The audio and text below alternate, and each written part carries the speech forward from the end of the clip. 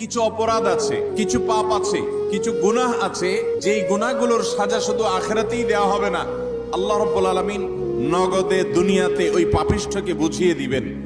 ওই পাপের শাস্তি দুনিয়াতেও তাকে পেতে হবে, আখিরাতেরটা তো থাকবেই।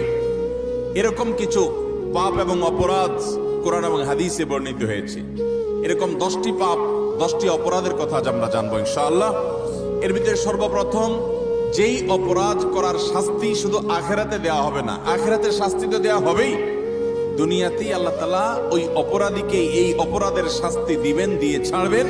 এর মধ্যে প্রথম যে অপরাধের কথা বলতে চাই তা হলো মা বাবার অবাধ্যতা, মা বাবার নাফরমানি, মা বাবার সাথে বেয়াদবি করা, তাদের অসম্মান অশ্রদ্ধা করা, তাদের অধিকার নষ্ট করা, খর্ব করা।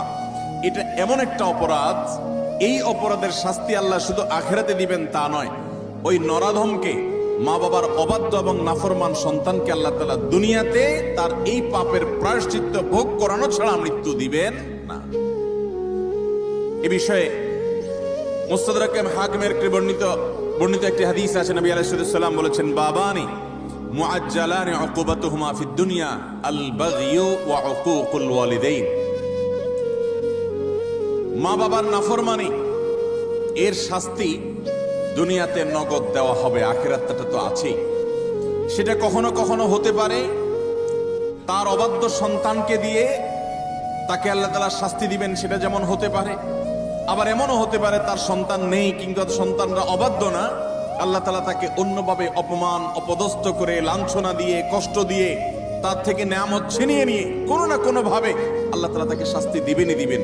তবে হ্যাঁ, যেই কোনো অপরাধের পর যদি কোনো মানুষ আল্লাহর কাছে তওবায়ে নাসুহা করে, খাঁটি অন্তরে তওবা করে, লজ্জিত হয়, মাপ চায়, ফিরে আসে, তার কথা ভিন্ন, আল্লাহ তাআলা তাকে মাফ করবেন।